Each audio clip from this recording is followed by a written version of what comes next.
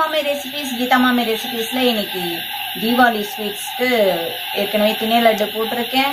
அதுக்கப்புறம் தேன்குடல் முறுக்கு போட்டிருக்கேன். அதுக்கப்புறம் வந்து லாஸ்ட் டைம் வந்து பன்னீர் ஜாமுன் போட்டிருக்கேன். ஸோ இந்த டைம் வந்து நான் உங்களுக்கு ஜாங்கிரி செஞ்சு காமிக்கலான் இருக்கேன். இந்த ஜாங்கிரி வந்து என் தாத்தா தான் எனக்கு எப்படி சுத்தணுங்கிறதெல்லாம் சொல்லி கொடுத்துறா. இதெல்லாம் கல்யாணம் பார்த்த முன்னாடி எனக்கு கற்றுக் கொடுத்தது. ஸோ ரொம்ப டச் விட்டு போச்சு. நானுமே இந்த தீபாவளிக்கு தான் இதை வந்து உங்களுக்கு சுற்றி காட்ட போகிறேன். இந்த ஸ்வீட் வந்து ரொம்ப அருமையாக இருக்கும். பிடிக்காதவங்களே யாருமே இருக்கவே முடியாது. இதில் வந்து எப்படி நம்ம மாவு செய்ய போகிறோன்றது தான் இருக்குது. ஸோ வீடியோவை கடைசி வரைக்கும் ஸ்கிப் பண்ணாமல் பாருங்கள். ஸோ அப்போ தான் நான் என்ன ஃபாலோ பண்ணுறேன்றது உங்களுக்கு தெரியும். இது வரைக்கும் கீதா மாமி ரெசிபீஸ்க்கு சப்ஸ்கிரைப் பண்ணலாம், சப்ஸ்கிரைப் பண்ணிடுங்க. பக்கத்தில் இருக்க பெல் ஐக்கானை மறக்காமல் ப்ரெஸ் பண்ணிடுங்க. அப்போ தான் நான் போடுற நோட்டிஃபிகேஷன்ஸ் ஒவ்வொன்றும் உங்களுக்கு வரும். என் வீடியோ மிஸ் பண்ணாமல் நீங்கள் பார்ப்பீங்க. இப்போ வாங்க வீடியோக்குள்ளே போய் பார்க்கலாம். ஜாங்கிரி செய்யறதுக்கு தேவையான இன்கிரீடியன்ஸை பார்த்துடலாம். உளுத்தம்பருப்பு தான் இதுக்கு வந்து ரொம்பவே மெயின். உளுத்தம்பருப்பு நல்லா உபரி ஆகிறதா அந்த உளுத்தம்பருப்பா நீங்கள் யூஸ் பண்ணுங்க. உளுத்தம்பருப்பை மினிமம் 1 hour நல்லா சோக் பண்ணணும். அதுக்கு மேலே சோக் பண்ணிட்டு மாவை வந்து அரைச்சி ஊற வச்சிங்க, ரொம்ப நாளி இருந்தது வெளியில இருந்துன்னா புளிச்சிடும், ஜாங்கிரி நன்னா இருக்காது. ஸோ அரைச்ச உடனே நம்ம ஜாங்கிரி வந்து சுத்திடணும். அதுக்கேற்ற மாதிரி நீங்கள் ப்ரிப்பராக இருந்துக்கோங்க. 1 கப் உளுந்துக்கு 2 கப் சர்க்கரை நான் போட்டுருக்கேன். 1/4 கிலோ உளுந்துக்கு நீங்கள் வந்து 1 கிலோ அல்லது 3/4 கிலோ சர்க்கரை போட்டுக்கலாம் ஜீரா போடுறதுக்கு. இதில் வந்து ஜீராவில் ரொம்ப நாளி ஊறாது, உடனேவே நம்ம எடுத்துருவோம். ஒரு 1 minute எடுத்துருவோம். ஸோ ரொம்ப வந்து ஜீரா வந்து தேவைப்படாது இதுக்கு. நான் இன்னைக்கு 1 கப்புக்கு 2 கப் சர்க்கரை எடுத்திருக்கேன். அந்த அளவு எடுத்துக்கோங்க. ஏலக்காயை சர்க்கரையில் போட்டு பொடி பண்ணி வச்சுருக்கேன். ஏலக்காய் வந்து ஆப்ஷனல் தான். உங்களுக்கு ஏலக்காய் ஸ்மெல் பிடிக்கும் அப்படின்னா நம்ம ஜீரா சிரப்பில் ஆட் பண்ணிக்கலாம். அப்படி இல்லாட்டின்னா நம்ம வந்து இதை வந்து ரோஸ் எசன்ஸோ அதை ஆட் பண்ணிக்கலாம். இல்லைன்னா சுத்தமாக எதுவுமே வேண்டாம் அப்படின்னா நம்ம எதுவும் ஆட் பண்ணணுன்ட்டு அவசியம் இல்லை. இது வந்து கார்ன்ஃப்ளவர் மக்காச்சோள மாவு சொல்லுவாங்க இல்லையா, இது ஒரு 2.5 டேபிள் ஸ்பூன் எடுத்து வச்சுருக்கேன். இது வந்து எதுக்கு யூஸ் பண்ணுறோம் அப்படின்னா, என் தாத்தா செய்கிறச்ச இதெல்லாம் யூஸ் பண்ண மாட்டா. கொஞ்சம் வந்து கிறிஸ்பியாக வர்றதுக்காக இந்த கார்ன்ஃப்ளவரை யூஸ் பண்ணுறோம். இது வந்து கேசரி கலர் லைட்டாக தண்ணியில் டைல்யூட் பண்ணி வச்சுருக்கேன். இப்போ வாங்க எப்படி செய்யறதுன்னு பார்க்கலாம். இந்த உளுத்தம்பருப்பை என்ன பண்ணுறோன்னா சுத்தமாக தண்ணியை வடிகட்டிட்டு வடைக்கு அரைக்கிறாப்புல நம்ம அரைச்சிக்கணும். அப்போ அம்மா என்ன பண்ணுவா, கிரைண்டரில் அரைச்சி தருவா. தாத்தா உடனே அடுப்படியில் ஜாங்கிரியை போட்டு எடுப்பா. மாவு வந்து புளிக்காமல் இருக்கணும்ன்ட்டு ஒரு பக்கம் கிரைண்டரில் ஓடிண்டே இருக்கும், ஒரு பக்கம் தாத்தா போட்டுன்னு இருப்பா. நான் அதெல்லாம் பார்த்துருக்கேன் என்னோட சின்ன வயசுனா என்ன விவரம் தெரிஞ்ச வயசு தான் இது. நான் இன்னைக்கு கிரைண்டரில் அரைக்கலை, துளியுண்டு தானே போட்டிருக்கேன். ஸோ மிக்சியில் வடை மாவு பதத்தில் எப்படி அரைக்கணுமோ அந்த மாதிரி லைட்டாக தண்ணியை தெளித்து அரைச்சிக்கோங்க. இப்போ இதை வடிகட்டிடலாம், சுத்தமாக வடிகட்டிட்டு அரைச்சிக்கலாம். நான் வந்து வடை மாவு பதத்துக்கு அரைச்சின்ட்டேன். இப்போ வந்து ஒரு நல்லா பெரிய பேசினோ இல்லாட்டின்னா பெரிய தட்டுலையோ நம்ம ட்ரான்ஸ்ஃபர் பண்ணிக்கலாம். இது எதுக்குன்னா மாவை வந்து மிக்ஸ் பண்ணுறதுக்காக தான் இதில் ட்ரான்ஸ்ஃபர் பண்ண சொல்கிறேன். இப்போ மாவை நான் பேசினில் போட்டு இது பண்ணிட்டேன். கிளாக் வைஸ் டைரக்ஷனில் எப்படி கடிகாரம் சுற்றுதோ அந்த மாதிரி ஒரு 5 நிமிஷம் இந்த மாவை இப்படி போட்டு நம்ம 5 விரலை வச்சு நல்லா கலக்கணும். ஏன் அப்படின்னா மாவு நல்லா ஃப்ளஃபியாக உப்பி வரும். அதுக்காக தான் இந்த மாதிரி பண்ண சொல்கிறேன். ஒரு 5 நிமிஷம் இந்த மாதிரி தொடர்ந்து பிசைஞ்சுக்கோங்க.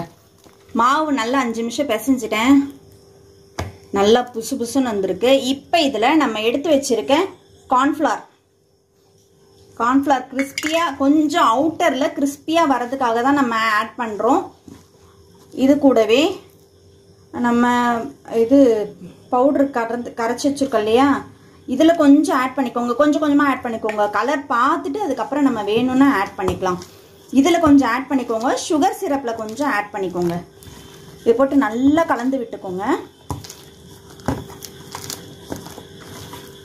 ஆரஞ்சு கலர் வேணும்னா ஆரஞ்சு கலர் ஆட் பண்ணிக்கலாம். இல்லை அப்படின்னா அந்த பிளட் ரெட் கலரில் ஒன்று வரும் இல்லையா, அது கூட நம்ம போட்டுக்கலாம். என்கிட்ட இன்னைக்கு இந்த கலர் இருந்தது, இதுவும் எல்லோவும் இருந்துச்சு. ஸோ இந்த கலர் போட்டால் நல்லா இருக்கும்ட்டு இதை நான் போடுறேன். இதை நல்லா மிக்ஸ் பண்ணிக்கோங்க. அடியிலேருந்து மேலே வரைக்கும் ஒன்று சேர மிக்ஸ் பண்ணிக்கோங்க. ஜாங்கிரிக்கு மாவு ரெடி ஆயிடுச்சு. நம்ம ஜீரா சிரப் சைடில் பண்ணிக்கலாம்.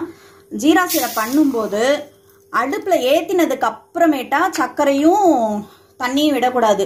நம்ம ஃபஸ்ட்டே சர்க்கரையும் தண்ணி விட்டுட்டு தான் அதுக்கப்புறம் அடுப்பில் வைக்கணும். இந்த 2 கப்பு இதுக்கு நான் 1/4 டம்ளர் தண்ணி விட்டுருக்கேன். இப்போ அடுப்பில் வைக்கலாம். ஏன் ஃபஸ்ட்டே அடுப்பில் வைக்கக்கூடாது அப்படின்னா ஒரு மாதிரி முருகலாக வந்துடும், கேரமலைஸ் ஆகிடும்னு சொல்லுவாங்க. அதனால தான் கீழே வச்சு பண்ணதுக்கப்புறம் அடுப்பில் ஏற்றணும். இப்போ நான் அடுப்பில் ஏற்றியாச்சு. இந்த சர்க்கரை பாகு வந்து ஒரு 1.5 கம்பி பதம் அப்படின்னு சொல்லுவாங்க. பிசு பிசுன்ட்டு நான் அந்த பதம் வரும்போது காட்டுறேன். 1.5 கம்பி பதம் வந்தால் கரெக்டாக இருக்கும். இது சர்க்கரை பாகு ரெடி ஆகட்டும். இந்த அடுப்பில் இன்னொரு அடுப்பில் நம்ம ஜாங்கிரிக்கு எண்ணெய் வச்சுடலாம். எண்ணெய் வைக்கிறச்சே கொஞ்சம் ஃப்ளாட்டாக இருக்கிற தவாவாக இருந்தால் நீங்கள் வச்சிங்கன்னா நல்லாயிருக்கும். அப்படி இல்லைன்னா நீங்கள் வானல்லே கூட நம்ம வச்சுக்கலாம். சர்க்கரை நல்லா கரைஞ்சிச்சு, சர்க்கரை பாகு ரெடி ஆயிடுச்சு. இப்படி எடுத்து பார்த்தீங்கன்னா 1.5 கம்பி பதம் தெரியுதா?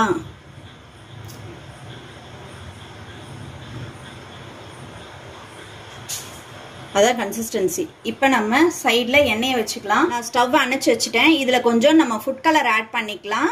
ஃபுட் கலர் ஆட் பண்ணிக்கிட்டு ஏலக்காய் தூள் வச்சுருக்கோம் இல்லையா, இதையும் நம்ம ஆட் பண்ணிக்கலாம். எண்ணெய் வந்து காயரைச்சே மிதமான சூட்டில் தான் இருக்கணும். எண்ணெய் வந்து ஃபுல்லாக வந்து திகி திகின்னு எரிய விட விட்டாது. இது கரைஞ்சிருது. இப்போ ஜாங்கிரி வந்து என்கிட்ட துணி இருக்குது. ஸோ துணியில் நான் சுற்றுறேன். என்கிட்ட இந்த ஜாங்கிரி துணி இருக்குது. ஸோ இதில் நான் சுற்றுறேன். உங்ககிட்ட இல்லை அப்படின்னா நீங்கள் என்ன பண்ணுறீங்கன்னா ஒரு பால் கவரோ அப்படி இல்லாட்டினா பேக்கரியில் வந்து இந்த கேக் டிசைன் பண்ணுறதுக்கு வந்து நாசில் வச்சு கவர்லாம் வச்சுருப்பாங்க. அது எனக்கு எக்ஸாக்டாக சொல்ல தெரியல என்னன்னு சொல்லிட்டு. அந்த கவரில் நீங்கள் வந்து முக்கோணம் மாதிரி பண்ணிட்டு அதில் கூட நம்ம புழிஞ்சுக்கலாம்.